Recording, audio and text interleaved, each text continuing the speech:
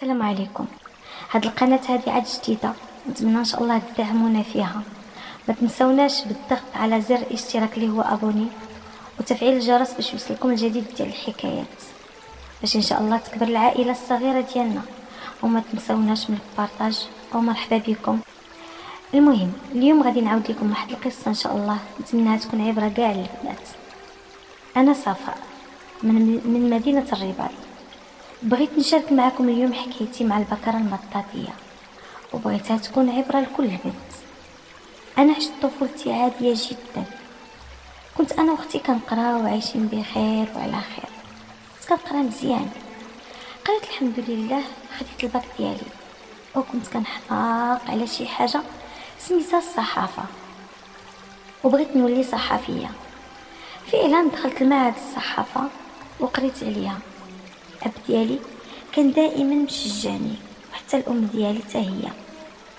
واحد النهار جات عندنا صاحبة ماما، شافتني وعجبتها، اقترحت علينا، قالت لماما بنتك عجباتني وبغيت نزوجها لخويا اللي عايش في امريكا.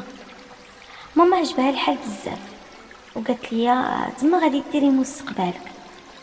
بقات معايا ماما حتى قنعتني، بصح قلت ليها بشرطه ماما. قالت لي اما هو، قلت ليها بغيت نحقق الحلم ديالي ونخدم صحفيه كيف ما كنت كنحلم شحال هادي.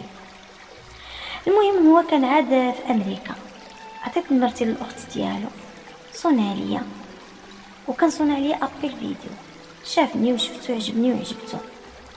من موراها باسبوع جاو عائلته، جابوا الخطبه على حقها وطريقها وما خلاو ما جابوا ليا. صافي تفاهمنا على كل شيء، حتى العرس قررنا اننا نديروه بعد 4 شهور. تفاهمنا على الصدق، عطاني 2 الملايين. المهم بدينا كنوجدو في التحضيرات وما خليت كاشط، ما خليت قفاطن، واللي حطيت عليها يدي شرتها ليا ماما. داز ديك الشهور فرمشت عين، والحمد لله كنت فرحانه حيت وليت كنبغيه. جاو درنا العرس وكلشي داز مزيان وعلى خير وبخير. كنا متفاهمين من بعد العرس غادي نسافرو ندوزو شهر العسل. المهم شدينا واحد لوطيل اللي كان زوين وكبير. اول مره نمشي لشي بلاصه بحال هكذا، بقيت غير حاله فمي وانا غاديه نطير بالفرحه. المهم دخلنا البيت ديال لوطيل. قال لي حطي حوايجك هنا ويلا نخرجوا نتعشاو. صراحه كان اجمل يوم في حياتنا. سالينا عشانا، طلعنا للبيت. كان اول مره نتجمعوا انا وياه في بيت واحد. انا كنت حشمانه، راكم عارفين، حيت كانت عندي الدخله في ديك الليله. تقلبت عليا الدنيا البنات، ما نزلش معايا الدم. واحد اللحظه بقى كيزعف وكيغوت وكيضرب فيا، كيغوت وكيقول لي صدقتي ماشي بنت، ضحكتي عليا، علاش درتي هكا؟ هو كيضرب فيا وانا ما عارفاش اش واقع. كنقول ليه غير والله عمر شي واحد ما قاسني. المهم اخوتي بقى كيضرب فيا وكيغوت حتى جاو صحاب لوطيل كيقولوا اشنو هو هذا الشيء. المهم نط، جمعت راسي، لبست حوايجي وانا كنبكي، كنقول والله ما درت شي حاجه. المهم السيد شدني من دراعي وخرجني من البيت وطلعني الطوموبيل، داني للدار ديال با. بقى كيدق الباب بالجهد وبدا كيغوت قدام الناس وكيقول لهم ها بنتكم، صدقت ماشي بنت. المهم دفعني ومشى با، بقى غير كيشوف. دخلت با دفل عليا، دفل لي على وجهي، قال لي الكلبه درتي وجهي في التراب. جبت الصنطاق مني بالعصا، وليت كل زرقاء. انا غير كنبكي وكنقول والله ما درت شي حاجه. بعد يومين جاتني ورقه ديال الطلاق. بدات المعاناه ديالي مع الاب اللي كان كيحماق عليا ولا كيشوف فيا غير بالكره. ام ديالي ما كتبغيش تسمع لي، حيت ملي كانت طامعه بزواجي اللي كنت خديت من امريكا. انا تعقدت في حياتي، حبسوني في الدار لا خروج لا دروج. واحد النهار بغيت نطرطق وحسيت بالروح ديالي غادي تخرج. بديت كنبكي ونرغب في الام ديالي غير باش تخليني نخرج غير الساعه. اول ما خرجت لقيت بواحد الولد ديال دربنا، كنت كنقرا انا وياه وكنت هو كيقرا في مجال الصحافه. المهم سولني وقال لي راني سمعت بديك الشيء اللي وقع عليك. ديك الساعه بقيت كنعاود ليه اش وقع فيا والقسوه ديال الوالدين ديالي. المهم بدا كيصبر فيا وكيقول لي انا راني كنت باغي نجي نخطبك، حيت كنت كنبغيك من اول يوم شفتك فيه. المهم انا رجعت للدار، بقيت كل مره كنمشي نخرج كنتلاقى به وبلا خبر حتى شي واحد. واحد النهار قال لي واش تزوجي بيا، راني باغي نجي نخطبك. قلت ليه واش من بعد هادشي اللي وقع معايا عاد انت باغي تزوج بيا؟ قال لي انا قابل عليك.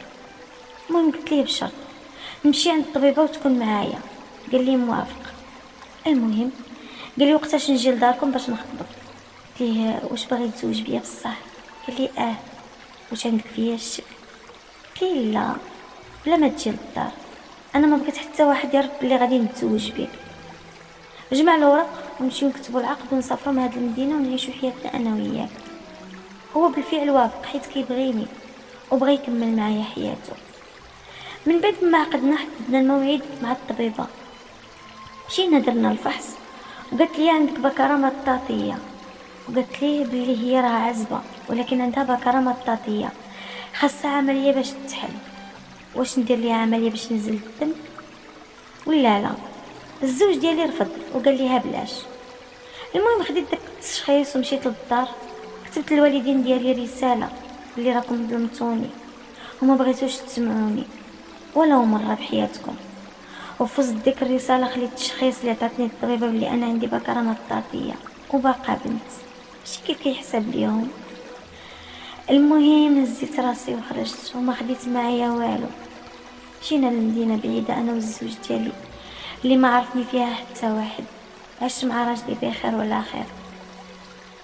واحد النهار قلت نايت لواحد صاحبتي اللي هي جارتي نسول فيها، قالت لي فين مشيتي؟ راه والديك ما خلاو فين نقلبوا عليك وراه باك مريض.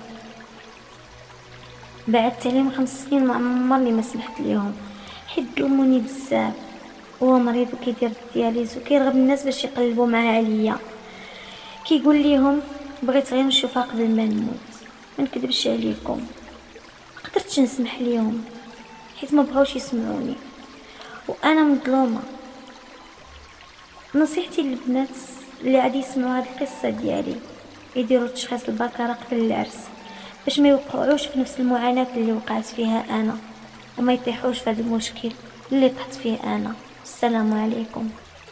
وكيف ما سمعتوا متتبعين ومتتبعات قناه حكايه الناس، الاخت ديالنا صفاء مرت بواحد التجربه خايبه ما يبغيها حتى شي واحد. الظلم ظلمات يوم القيامه، تعرضت لواحد الظلم شديد وهي تبارك الله قاريه واعيه كان عليها تمشي تشوف الطبيب. فاي بنت سمعت هذه القصه هذه مجرد قصه للعبره فقط، فالانسان ياخذ منها العبره وما يديرش بحال الاخت صفاء. ما بقى حتى شي واحد كيدير داك الزواج ديال الغموض. دابا راه كاين طبيب العلم الحمد لله تقدم، ولات الامور معروفه.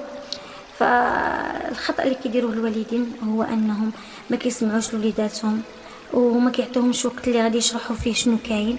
كاين بعض الازواج اشباه الرجال اللي ما كيعرفوش في هذه الامور. السيد عايش في امريكا وما عرفش ان ممكن المراه ما غاديش ينزل منها الدم ولو تكون عندها بكره عاديه، لان كاينه واحد البكره اللي كتسمى كنظن انها بكره شفافه، كنظن الله اعلم، لان كتكون بكره ولكن ما كينزلش الدم. فالبكره ماشي غير دم، راه الانسان باش يتجاوز هاد المراحل هادو كاملين وما يطيحش في هاد المشاكل كما قالت الاخت صفاء ضروري الانسان يمشي للطبيب ويدير واحد الفحص شامل على هاد المسائل بحال هادو باش ما يتعرضش للمشاكل اللي لا يحمد عقباها، وخصها تطبق على الرجل وعلى المراه كذلك.